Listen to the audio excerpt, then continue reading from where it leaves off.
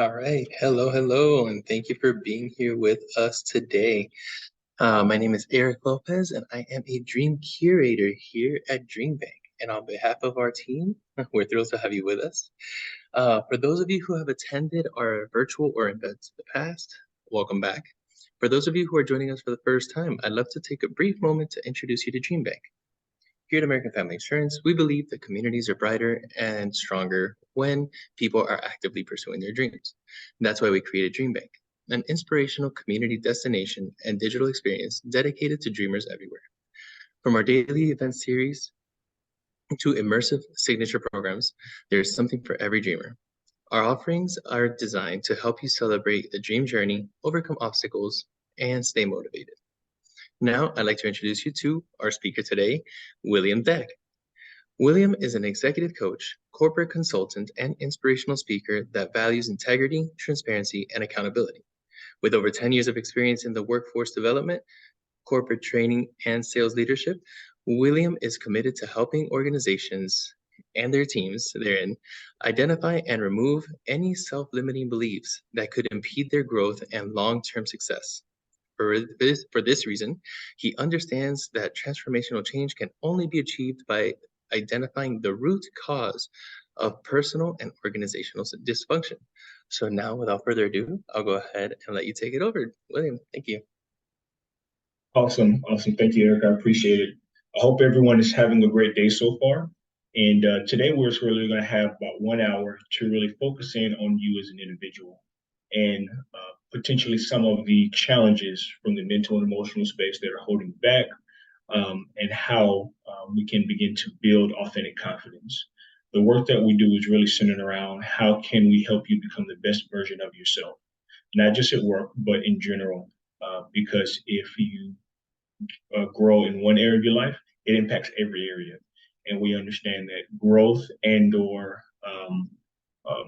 the lack of growth or lack of progress, or sometimes just significantly negative situations in your life may cause you to make some digression in your life in different areas. And we understand that, but as you progress in all ways, so if you progress in one area of your life that we'll talk about from the mental and emotional space, it helps everything. But obviously, if you go down or go in the opposite direction, it impacts every area in a negative way. And so we really want to make sure that we kind of talk about that, so that we only talk about the good, but also the challenges, so that the next time that you are faced with that, you can understand the attributes or the way in which negative thoughts, feelings, and beliefs are coming into your life to ultimately hold you back and cause self-sabotage. And we want you to be able to see what you need to see so that you can then make the adjustments. So without further ado, I'll go ahead and share my slides. Along the way, just know that if you have any questions, any thoughts, please share. We will have some time just to strategically stop and ask questions. So I know that, be able to reach out and make sure that everyone has an opportunity to be engaged as well, so we can have this be as interactive as possible. So I'm going to go ahead and start. And once again, you can ask questions and pause me at any time. That's no issue. Can everyone see my screen? If I can just get a yes or a thumbs up, that would be very helpful, just to make sure everyone can see.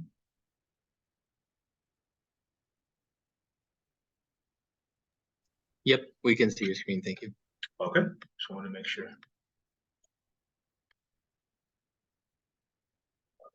Do a little bit of reconfiguration just to make sure we can get to present mode.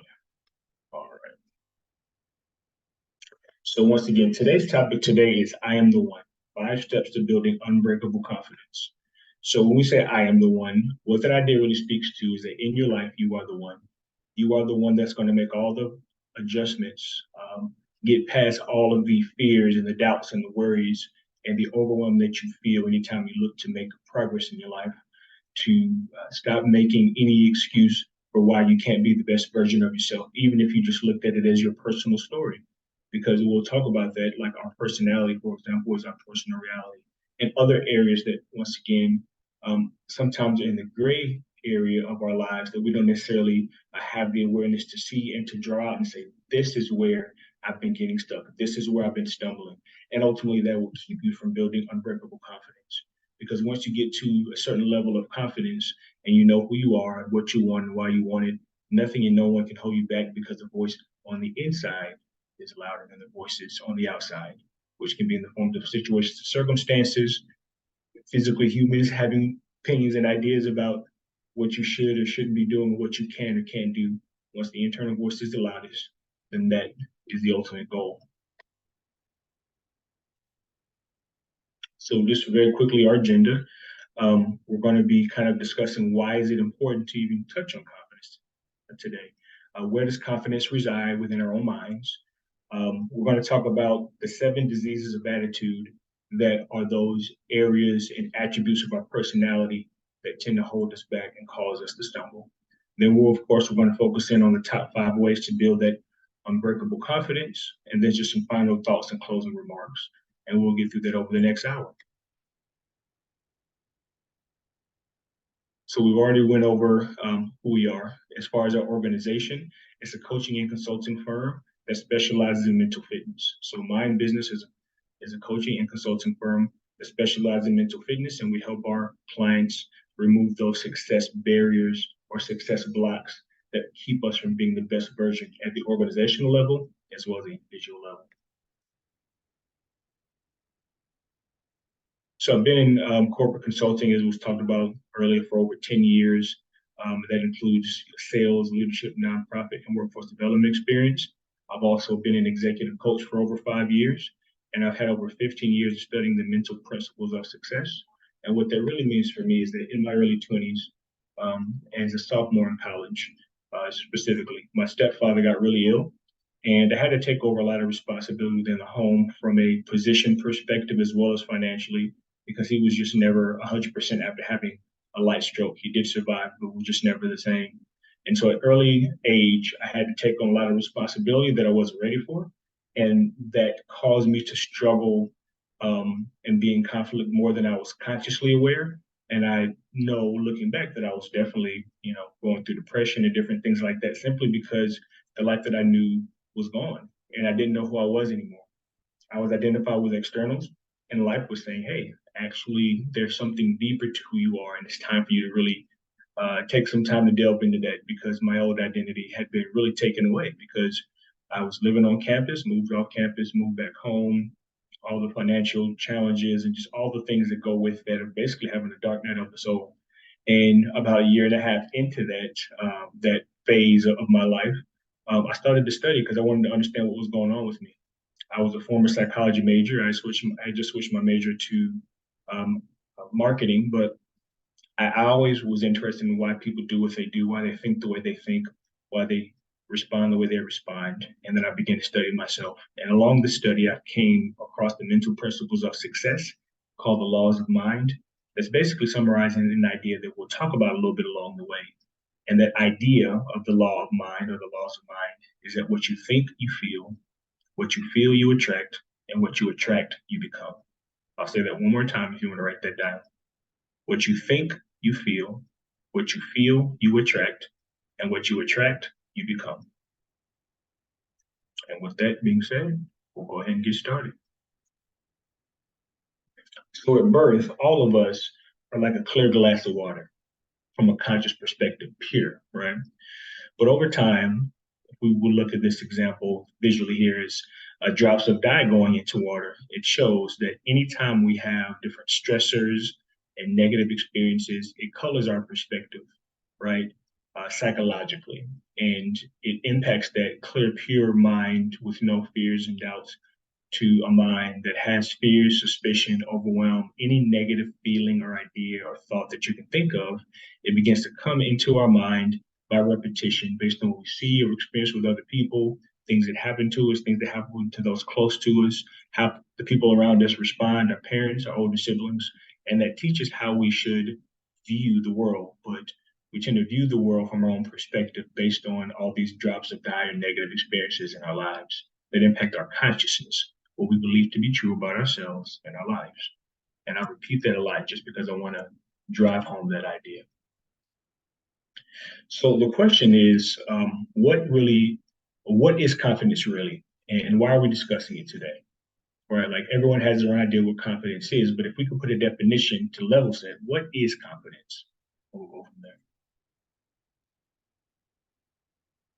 But confidence is defined as a feeling and belief that you can do something well or succeed at something. Now, if you notice in this definition, it does not give specifics on what you can do well or why you can do well or do something well. It says it is a fundamental belief or it is a feeling and a belief that you can do something well, right? So in reality, confidence is defined in the eye of the beholder based on what we believe we are good at or can do well. And for many of us, we have the idea that we can do certain things really well and others we cannot. But that's just not for no reason. It's not because we just dreamed it up. It's because, in general, the mind operates like an operating system. It works like a computer, and the subconscious is as the word suggests, sub or below, like submarine. The below conscious or unconscious mind helps to house all of these belief systems for us, which means it usually operates via pattern. If we believe that we can do certain things well, and we don't have any reason or any conditioning that says that we can't do certain things well, we tend to engage in courageous action and we'll try things. And even if it doesn't quote unquote work, we don't feel like a failure because, hey, I tried it, it wasn't for me, or I'll try it again until I'm good, or whatever we decide to do, but it's not, I can't do it, I'm not good enough, I don't have the connections, I'm not enough this, I'm not enough that, I'm too much of this, because ultimately that pattern will hop in anytime you want to try something new and get outside of your comfort zone. And so many of us have blocks in that area. Either it is an unlimited consciousness or an open way of thinking, or it is a closed way of thinking. And most of the time, this is impacted by the way that we grew up and what we saw once again. And I'm going to repeat that as well because I want us to think about that. Many of the beliefs that we have is not our own, right? That's the ultimate idea.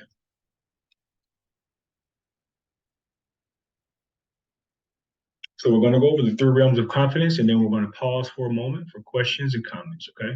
Because I want to make sure that we strategically have some stopping points as well, so we're just going to go through the slides. So the three realms of confidence are three attributes of confidence that allow you to be aware of it in your life when you're operating within confidence is number one, belief in your competence. And what that means is that this typically occurs in the realm in which you've had training. The repeated experience of success is what instills a belief in your competence, and no substitute will do. So if you have done something many times, of course, you have belief in your competence because you know how to do it. It's already a learned skill and you're confident for that reason. Number two gets a little shaky. Number two is the belief in your ability to learn and problem solve. This typically occurs in the realm in which you've had no training. Our negative programming tends to kick in during these scenarios. So many times when we have not done something before and we have to utilize our ability to use deductive reasoning and to learn on the job and problem solve, for some of us, this is an area of anxiety because we've had negative experiences when we didn't know how to do something and we were judged, or if we made mistakes and then we're judged, or just any general negative aspect of getting outside the box and taking charge from a learning and problem solving perspective. For some of us, that is horrifying to be able to do, or at least around or with other people, right? And then third, the third realm of confidence is the belief in your own intrinsic worth. And this is outside the box, but I want you to read this definition with me and think about this, and then we're going to take a moment for some questions and reflections. The belief in your own intrinsic worth means this is the solid mental foundation that is built up over time and is represented by the idea of falling in love with your own life and running your own race, because you as an individual are one of one. When you have a belief in your own intrinsic worth, that means that before we get to define what the problem or the challenge is that we need to address and work through, before we go into our days and have challenges that are just a part of day-to-day living, we have a fundamental belief deep down within ourselves that we have the ability to handle whatever we need to handle whenever it is presented to us, right? Because we have a fundamental belief in our own worth and our own race that is being run from day to day, meaning that we're not going to be impacted by what other people have done and what other people's skill sets are around us or what we don't know, because we're open to life. We're open to life and we're allowing the life itself to flow through us and for us to manifest our greatness, which is a fundamental belief that says whatever comes, I'm ready, right? So let's pause there for a second. I'm going to unshare my screen. Do we have any initial thoughts or questions? Do we have any commentary on these initial ideas around what confidence is? I saw one person posted the law of mind: what you think you feel you attract, and what you imagine you become. But what else? What are some thoughts here? It looks like there's roughly 22 of us in here outside of the two hosts. I'd love to hear from you.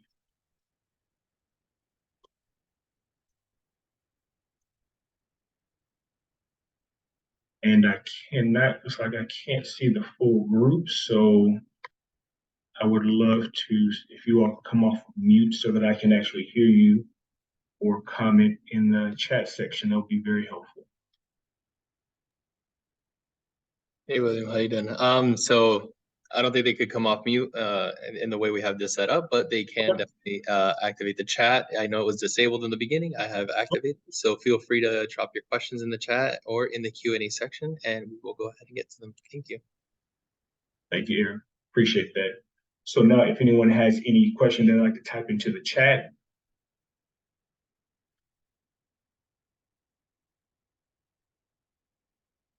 Okay. I had one person, Mary, say that she thinks it makes sense and is very practical. Understood. Okay. Anyone else have any questions or thoughts before we move on? Just want to make sure that if you do have something that we can get to you. Kathy says confidence is learned. I do believe that it is a learned skill. I think that we have a certain baseline of confidence, just like a 2-year-old will walk off the side of a table into mommy or daddy's arm without worrying about falling, because that's unwavering confidence and trust in that individual. But yes, I think to a degree, it's absolutely learned. And sometimes as we get older, it has to be relearned for sure. Okay. If we have more feedback, I will be able to see it pop up in the comments. And I did want to let you know. So Susie Moon actually asks, what is the number one thing that prevents us from embracing our confidence? What is the number one thing? Okay. What is the number one thing that keeps us from embracing our confidence? I think for most of us, when we fail to engage in the idea or the act of confidence, is that we don't take action. I think confidence is not just an idea, it is an action. It comes from inner belief, but the only way that we make change in our lives is by what we do.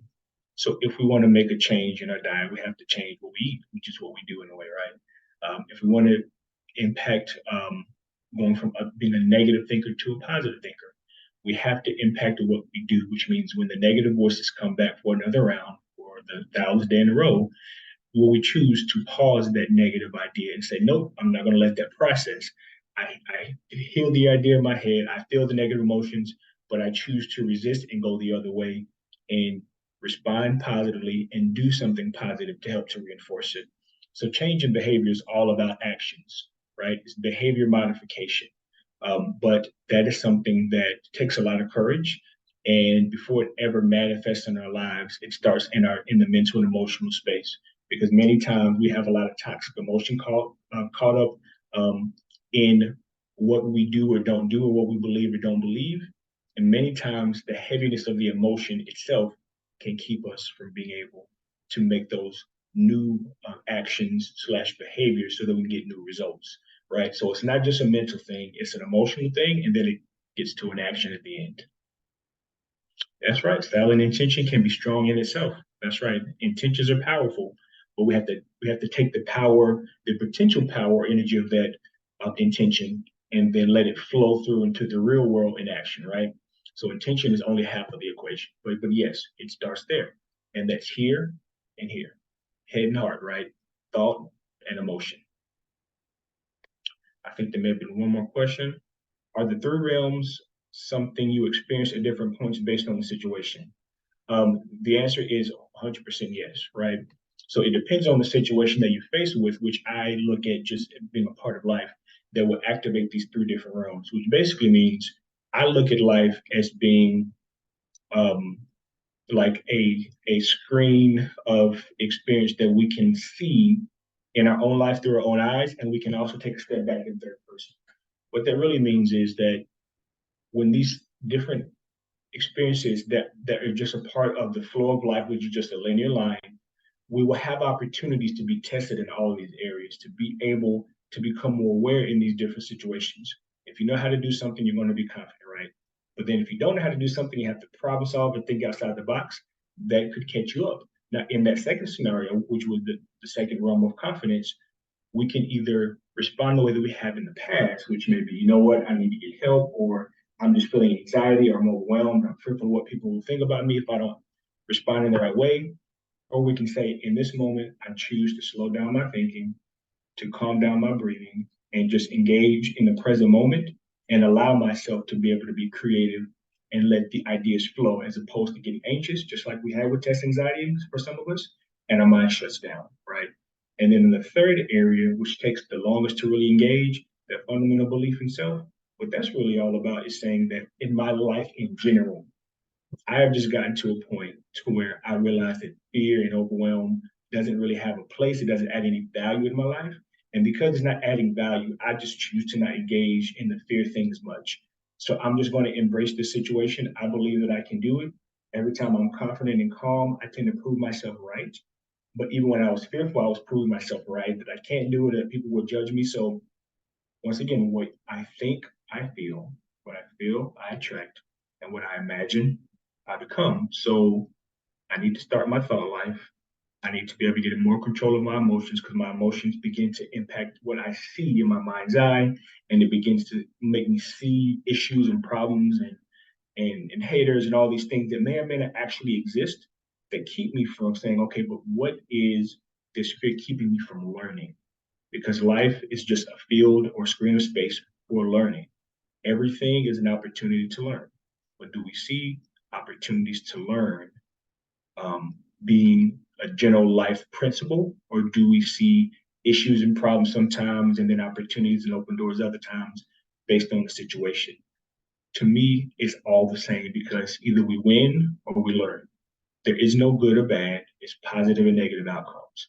And that fundamental belief will carry you into confidence in any situation, which starts with, once again, the attitude and mindset that I just explained, and then it flows to every area of your life. Because this could apply at work, this could apply at home, in relationships, asking for what you want, asking for raises, being more disciplined in other areas to help for you to build confidence because maybe you've been depleting confidence, which we'll be talking about in a moment because of what we haven't been doing, right? And we're aware of it. All this fits into that. But the fundamental belief is the ultimate goal. So the third phase, if you will, of confidence. So hopefully that answers your question. Okay, we're going to get back to sharing and keep dropping the questions if there's any more, and we'll pause in a moment and get back to them. No problem. Okay.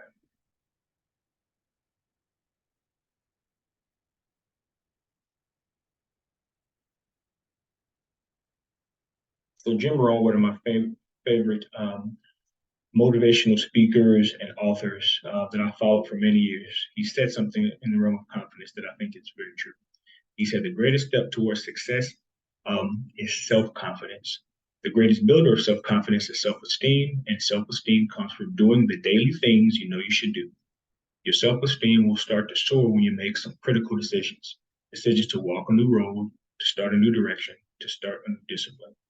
Jim Rohn was all about creating the daily habits and then create the disciplines in your life that become automatic that will help you to achieve your goals in a more streamlined fashion, meaning that you're not spending so much time fighting against yourself. You're allowing your best to come forward each and every day because you're doing the things that you know you should be doing that builds confidence. Because most of the time when we lose confidence in certain areas, it's because we know within ourselves what we should or shouldn't be doing. And when we violate ourselves, that impacts our confidence, even if others don't know about it, but they will see that in your actions and your words and what you do, right? So it's important to understand that this is an internal game and not an external qualification, not about what other people think. It's about what you think and how you think and feel about yourself impacting what you do, and or which ultimately impacts the outcomes of your life. So a little bit of facts and figures about confidence. So roughly 85% of the world's population is affected by low self-esteem. When individuals have low self-esteem, it can be difficult for some individuals to feel a sense of worth and confidence in whom they are, right? So first and foremost, this is always been a challenge for society in general. And the pandemic itself has made it even worse because of the isolation and so many different situations that we've had to face individually and collectively that could have impacted our confidence and self-esteem. Number two, in the study, 63% of participants said that imposter syndrome negatively affected their self-confidence. Based on the work that I do every day, I think that number for imposter syndrome is much higher. I think it's closer to maybe 80 to 85%, closer to what the low self-esteem numbers are. Because imposter syndrome, if you all have noticed, is being talked about everywhere in all different areas, whether it's in the C-suite, HR, the public forum, social media. It's a huge thing, right? Mental health days and breaks for athletes. This is a huge thing. And so this is real. It's always been there. It's just being talked about more now. And then the third point or data point is 93% of people believe that self-confidence is critical to professional success. So though many of us, or most of us, more than 50% of us, are impacted by lack of self-confidence, low self-esteem, and or imposter syndrome, which all kind of work synergistically together against you, which is in your own mind, however. We also are very aware that self-confidence is critical to success, professional or personal. And so that's a conflict, right? That's a conflict within yourself. Like you know what you need to do or what you should be feeling, but it's hard to feel it, or it's hard to think in a positive way that you know that you should be about certain situations and circumstances or about yourself, right? So how do we work towards mitigating this? So where does confidence reside within your own mind? Because our mind is not just our brain. So where does it reside? We're going to kind of alluded to this, and then we'll pause here in a second. So true confidence exists at the subconscious level, right? So true confidence is represented by a calm, cool demeanor that is accompanied by a deep, abiding faith that you can handle any situation at any time, no matter what happens. And the different realms of confidence must be activated and must be engaged in each and every day that we live, because in every day there's going to be new challenges that we face. So how we engage in confidence building is how we think, once again, how we feel about ourselves, right? So we have to think more positively to feel more positively. And then, of course, we have to then take the hardest step, which is to take the actions and create new behaviors, even when we've been going in the wrong direction for a long time, and having self-deprecating conversations and eating poor foods consistently because of stress eating and all the things that we've all fallen into. How do we slow down that train and get going back in the opposite direction? Because ultimately, on the other side, you will feel a sense of a cool and calm demeanor that is accompanied by a deep abiding faith that you can handle any situation, anytime, anywhere, no matter what. And that is not situational and it's not conditional, which really means you have to engage in some aspects of building self-respect and self-love too, right? Loving yourself enough to do the right thing because it's the right thing to do for you first, and then for the rest of the world, right? No matter what your titles are, you have to do it for you first in order for it to be something that's synergistically positive and productive in your life. You can't do it for others and not do it for yourself and think that you'll be okay because you're a giver. Nope. That means you're going to give out. Your cup will not run over, it will run dry. And then you will not be your best because you're tired, you're overwhelmed, you're frustrated and angry. And that's what happens to too many of us. It's also, if you think about it from an attribute perspective, right? It's a subconscious reality that all things work together for your good in the end. So, like I said, it is a fundamental belief that everything works out for you in the end. Life is just a training ground, and there is no bad or good. It's positive and negative outcomes. And if I can see, based on what I can control, is this turning into, or is the end result of this thought, this feeling, this behavior, positive for me, positive outcome related, or negative outcome related? And maybe something that I'm accustomed to, but it's hurting me, and I know it. It might be something that's right for me that's hard to do, but I also know or have a feeling that if I engage in this new behavior, these new behaviors consistently, that something better will happen. And I just have to get over my fear of taking the first step. Right. And then thirdly, the subconscious, that the confidence is subconscious because it is the voice on the inside that becomes louder than the voices on the outside. So which means it is an internal revelation and not an external validation, meaning the voice being louder on the inside, meaning it comes from within. You have to trust yourself, trust your intuition, and not base the confidence in doing the right thing for you because other people agree with you. Because sometimes they won't agree because they don't understand. Because they've been stressed out for 20 years just like you have. But someone has to break the negative momentum. And that person, that someone, can be you. And it should be you because you deserve it. But you have to give it to yourself. So before we move on, I'm going to check time.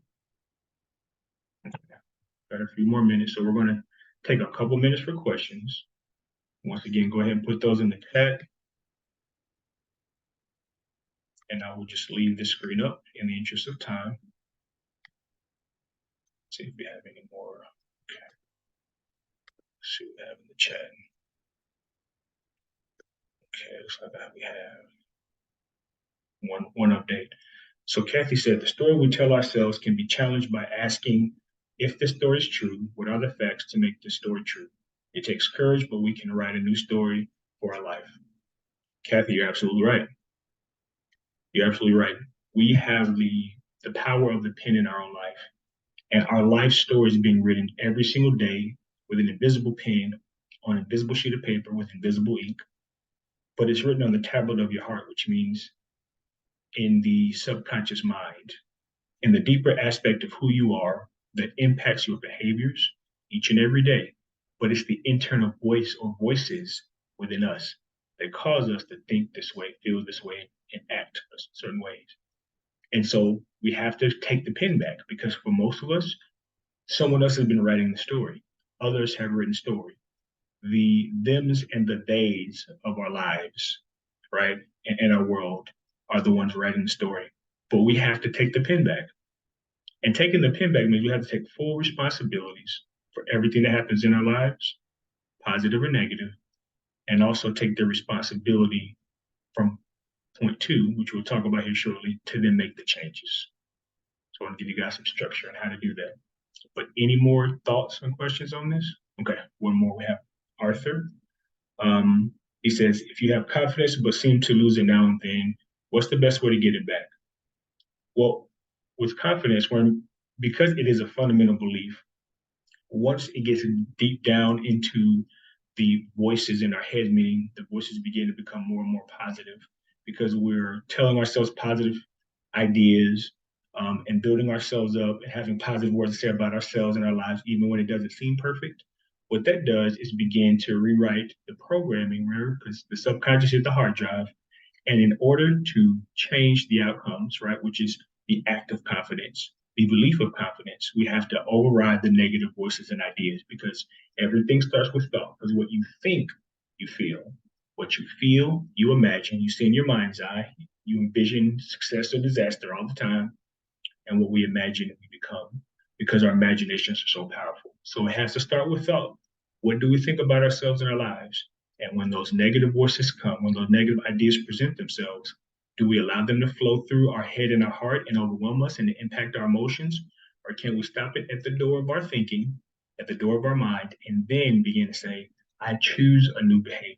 So what we're going to do later in the session is create a simple process and provide something for you all to be able to then take it home and work on it. So it'll actually be something physical that you can write on and edit. Okay.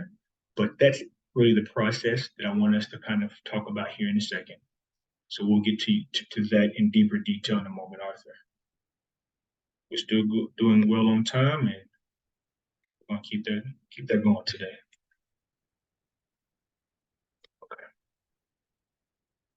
So this is just one more picture. I only take about 20 seconds on this.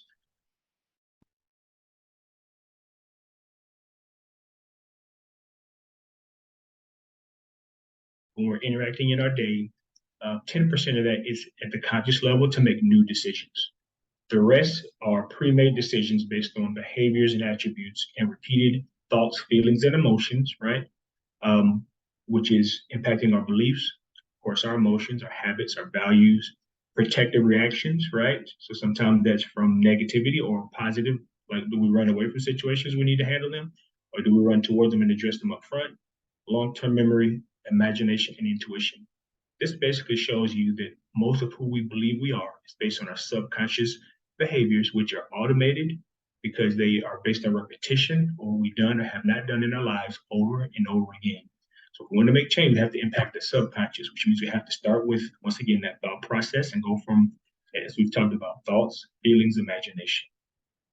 So really quickly, what I want to do is give you the seven mental and emotional attributes or diseases of attitude that Jim Rohn talked about in one of his most famous speeches, because these are the gray areas in our lives that we may not even really realize are impacting us that much, but it absolutely is impacting our everyday life.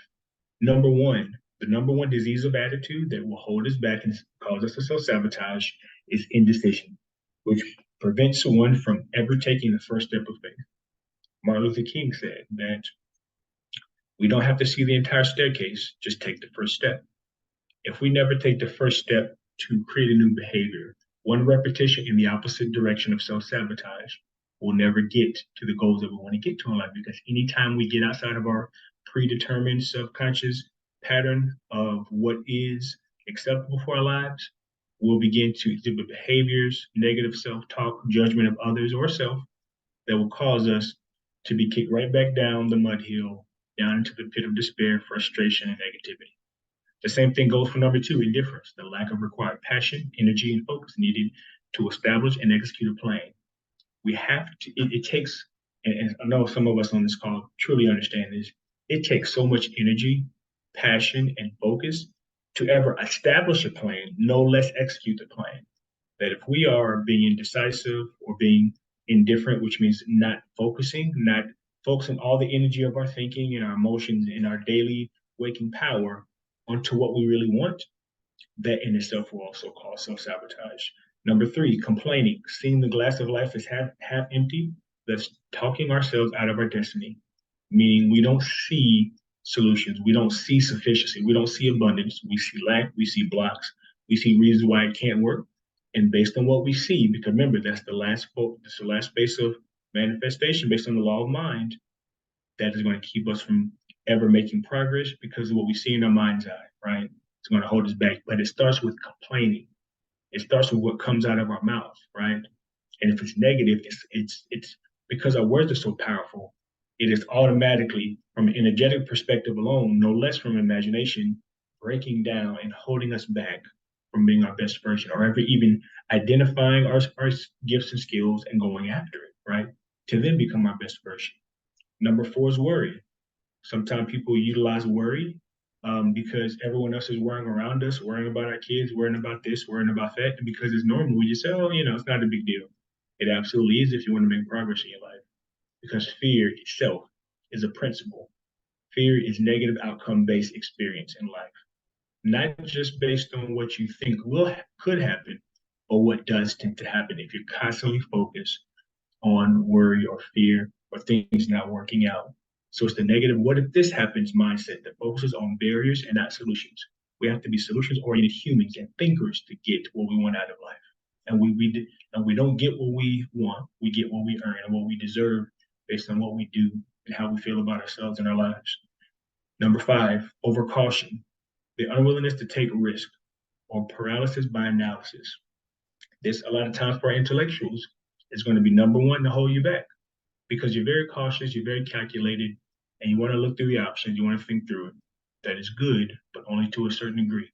At a certain point, it's fear and it's the lack of decision making that's going to ultimately self sabotage your ultimate goal because you were thinking about it last year and then you forgot about it because you wanted to analyze it for 3 months and you thought about it again this year. You've been doing that for 5 years, and it's like, at what point it's going to take action? You learn more in making mistakes and or doing it right, but you can verify all that because you are doing it now. You are a doer. All right. Number six is pessimism, looking on the negative side of every situation, seeing problems and not opportunities, right? Just being a pessimistic person, you can feel that in the air when you get around certain people. So be very aware of pessimism within yourself or others. It's just a draining energy that just drains all the creativity out of your soul, right? Pessimism is not good for being able to overcome your fears and be the person that you were born to be. And then the last, number seven, is doubt, the plague of thinking that manifests as lack of creativity. Pessimism and doubt kind of run together, but they're separate things. And doubt will keep you from ever manifesting because of the lack of creativity, right? If you can't see it being done, basically, then how can it ever be done in your life?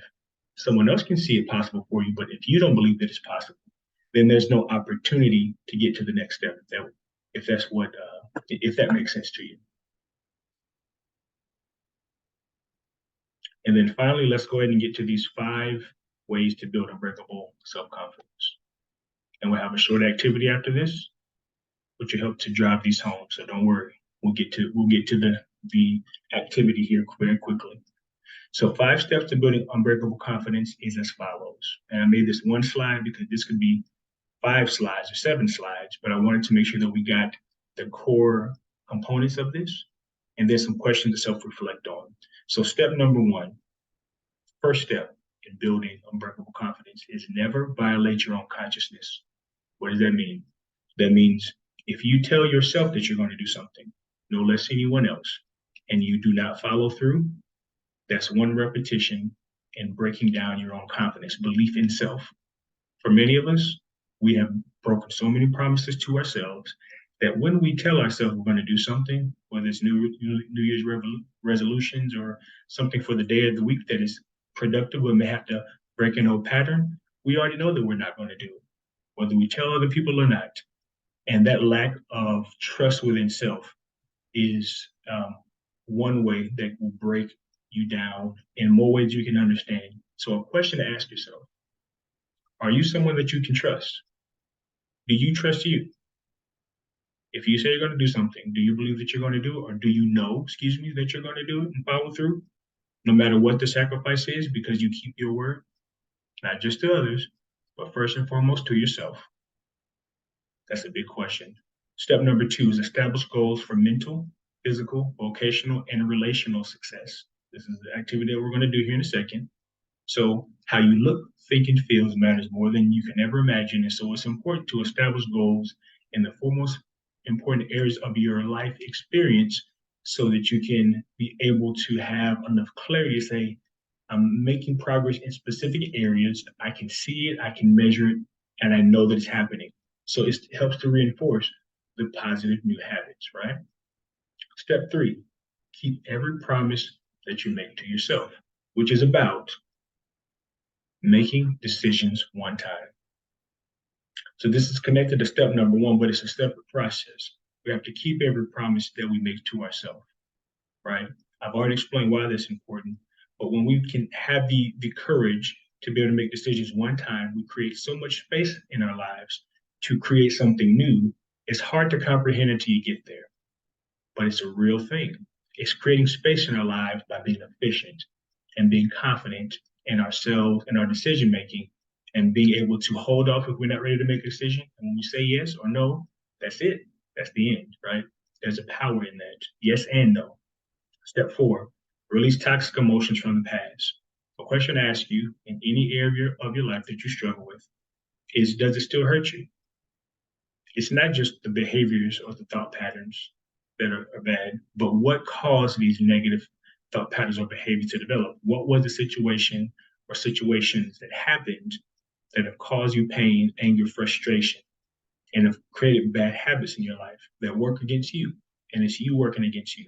If that incident or incidents still are painful when you reflect on the root cause of why it happened or where it comes from, then you have some work to do. And it's simply saying, have I pulled the sting out of this situation, out of this hurt, out of this life experience that negatively impacted me at one point?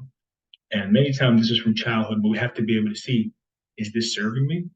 And should I allow this to stay in my life now moving forward? If the answer is no, which most of the time it is, then it's time to begin to address the root cause and saying, why does it still hurt? That was 15 years ago. It's time to move on. It hurts, it happened, it's valid, but I want to be free now. Hope that makes sense. And then step 5 is create the habit of moving your feet even when you're afraid. So as I mentioned with Martin Luther King, his famous quote was, you don't have to see the entire staircase, just take the first step, right? So most of us would do so well if we simply had the courage to take the first step, because the first step empowers the second empowers the third, and so on and so forth. Just like a train, when the engine begins to move and it's at a dead heat, It has to get the momentum going in order for something to be able to have the opportunity to change. The atmosphere needs to change. And there needs to be a belief that it can happen, right? But that starts with what you think and feel about yourself in your life. So I'm going to take one or two questions really quickly. I want to make sure that if we can answer a couple, we can.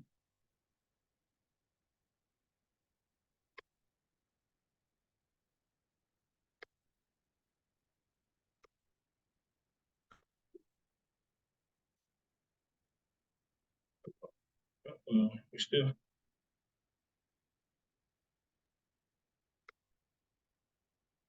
Oh, Yeah, we're still here. How you doing? okay, oh, there we go. Okay, I was like, what happened there? Yeah, Everything went black on me.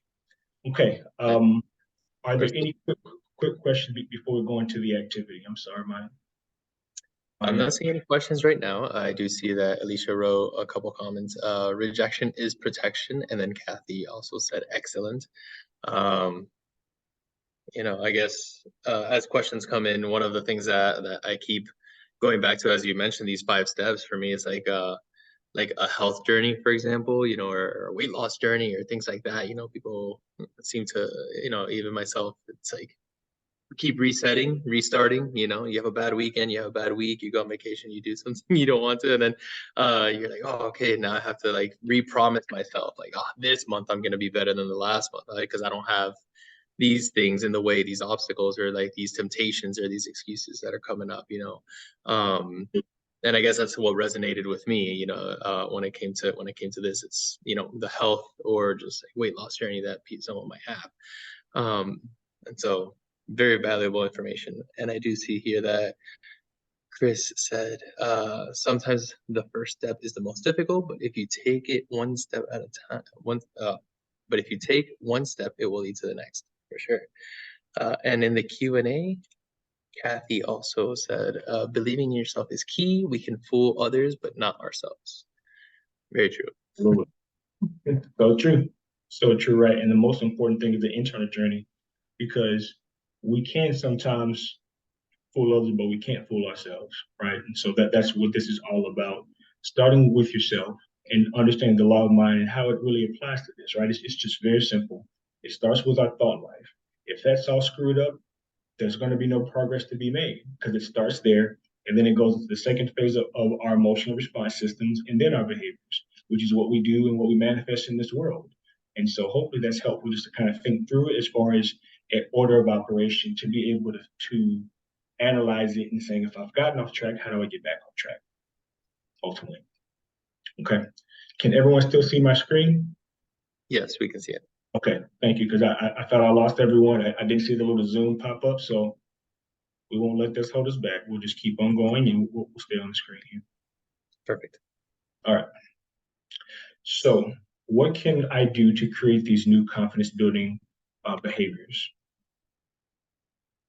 So, what we're going to do, as opposed to having a small group breakout session in the interest of time and based on the setup of this presentation, I wanted to take maybe 2 or 3 minutes to think about this. And there's one question that I want you to ask yourself, self-reflect on, and then we'll have maybe a couple folks to share if they'd like to share their thoughts. But this is really for you. The question that I want you to ask yourself is how would I take care of myself differently, mentally and physically, if I had no fear? Mentally and physically. What would I be doing differently to show up better, to take care of myself, right? So it's what I'm doing when I'm not at work, when I am at work, but that would allow me to show up as the best version of myself. But action steps that I would take to take care of myself better, once again, mentally and physically. And we're not going to break out into those groups, but we're going to give you a couple minutes to think about this question. And then at the end of that 2 to 3 minutes, then we're going to come back, let a couple folks share, and then we will go on to the last activity. But this is self-reflective. So we'll give you about 2 minutes, and then we'll come back, see what your thoughts are.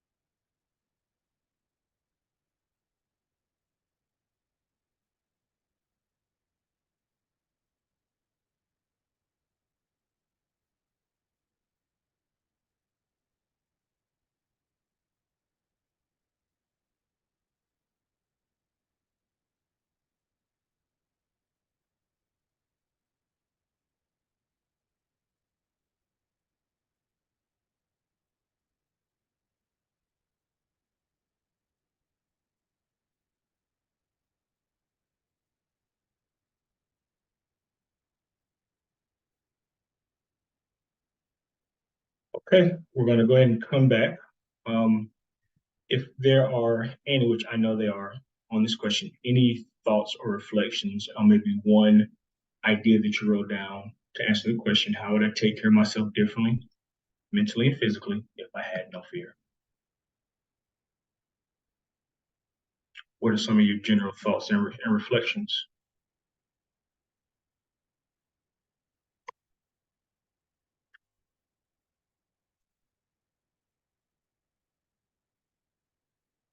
And for Chris, no, we were not supposed to do breakout session. This is self-reflective. Let's see. Some of the responses I see are, let's scroll up here. I will be free to do what I want without fear of judgment from others or feeling the need to justify my choices. I love that. Yep. A lot of times we feel like we need to justify our choices because that's what we learn in grade school all the way through college. We have to justify ourselves as opposed to trusting ourselves and saying the intuitive nudge that I get and the ideas that come to me are original, and that's okay. I don't have to validate them or put them in a certain framework for them to be real, valid, important. So I really like that, Kathy. Arthur said, I never thought of lack of self confidence as fear, but maybe it is. No fear. I would do what I plan to do each day. Okay. And I would say sometimes it's important to be able to think through, like, how would I approach the day differently if it wasn't just based on the expectations of others? If I were to take all of the labels that I have, mom, dad, VP, all the labels, all the things, churchgoer, whatever else it is, and just said, I am, like, in the present moment, and I can define how that sentence ends each and every day, how they look differently, and how would that impact our mental health? How would it impact our physical health? Because our mental impacts our physical, right? Stress impacts the body, whether it's physical stress on the body impacting the mind, whether it's physical pain, and whether it's the opposite, overwhelm, negativity, self-deprecation, how it impacts our physical body with aches and pains and negative, vibrations that just impact us, from mind, body to soul, right? Stress can just take us out of here, basically, right? So, how do we mitigate that, and why most of the time are we stressed? Is it because it's something that we fundamentally wanted to do or engage in or think about, or is it the pressures around us, right? Alicia said, I would quiet my inner critic and peacefully release those thoughts, knowing it comes from a place of protection, but also knowing that doesn't serve me. That's right. In our lives, I think it's more powerful for us to look at positive and negative outcomes. And is this behavior, is this habitual way of thinking and feeling, does it serve me? Does it serve not just my present, but more importantly, my future? Because if I can't get the present right, I'm self-sabotaging my future and I'll never know what could have been. Many of us would not be suffering from high blood pressure, Brenda. You're very right. I'm a big believer that physical illnesses come from mental lack of wellness because we are psychic beings first, like psychological beings, right? That's why we can feel certain things and we don't know why we feel it. Especially when we have close relationships with people. Our words from our parents still live with us today because it still lives here, which impacts here, which then impacts all of here, right? That's so true. Okay, thank you all for your feedback. Okay, one more. It says, I would live from the belief that I am enough because God created me for a purpose that no one else can do. That is correct. That's why we have unique fingerprints, right? It's because we have a unique signature, a unique DNA code, a unique thought pattern that no one else can replace and will never have exactly the way that we do. A certain energy, presence that only we can bring. And we have to trust that, right? Like whatever our belief system is, that's totally up to you. But if you believe in yourself fundamentally, that is what all the spiritual texts are trying to lead you back to, believing in yourself, right? Because if you don't believe in yourself, it's great to believe in your children and your husband and wife and everything else, but what about you? You're here for a purpose as well. And never forget that. And it's not called selfish, it's called selfing, meaning I need to refill my own water glass every single day. And if I don't and I have a bad day, it's no one else's fault. We can't blame other people and make them responsible for our happiness and peace of mind if we're not willing to do the work on ourselves, right? I love it. I love this. Okay. We have one more activity. I want to make sure it gets in your hands before we leave. and that you get an opportunity to work on it a little bit here, and then most definitely after we're done. So this activity right here, let me see if I can.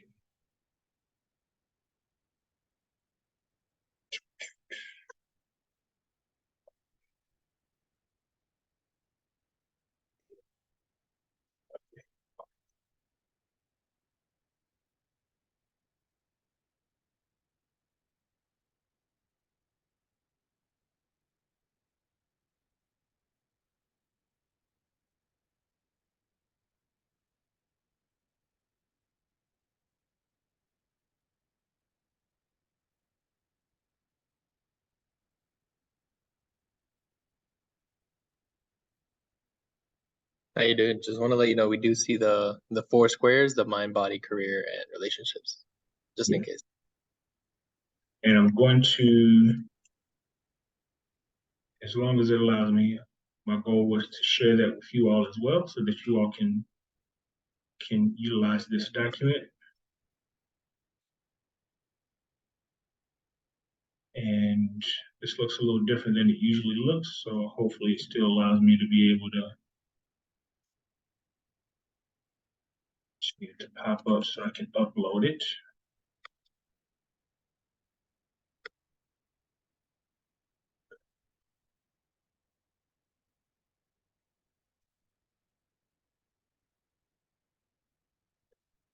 All right, we'll try it one more time, and if not, I'll share it afterwards, and that's okay.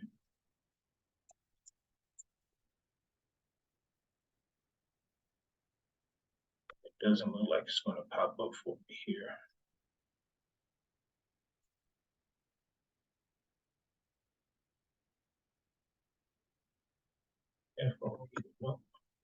Okay. Okay. That's all right then. So what I'll do is share the document with you afterwards in the interest of time. But we'll have an opportunity to see it here right now. So this is the document that you'll receive after. What this document does is what we talked about earlier when it comes to being able to stratify or create areas of opportunity in our lives and create specific goals in those four important areas of what we call quadrants in our coaching work that we do with executives. This is for everyone though. There's four areas. There's mind, or the mental area of success, body, physical, career or vocation, and then relationships or relational. The question will be the same for each one when you receive this document. And it is, what is one daily behavior that I can put into practice this year in 2023 to improve my mental well-being, to improve my physical well-being, my vocational well-being, and my relational well-being. So let's focus on one behavior, one actionable behavior. And to give a little more context, I want you to think about it from a perspective of one specific actionable behavior. So if it's about body, for example, the response in order to be able to make it clear and actionable would be, I will take 30 minutes, 3 days a week, Monday, Wednesday, and Friday, to go to the gym. Right? So it's specific days, specific number of days, and specific amount of time, and you go to the gym, whether that is to lift weights, to swim, to run, you can decide from there, but make it specific and actionable so that you can give your mind instructions. So that when you wake up a particular morning, say, hey, I'm going to go at 8 a.m. every morning, and you're tired, or you say, hey, I got other things to do, that commitment, because you've said, this is the days that I will do it for 30 minutes, then you will be able to have the extra level of incentive because it is so specific. All you need to do is follow through.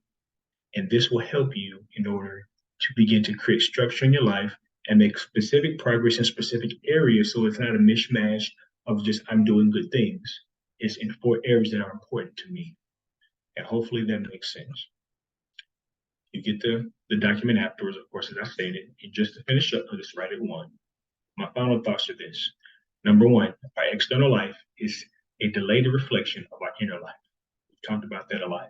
We always manifest what we believe in our hearts, because what you think you feel you attract, and what you imagine you become over time, right?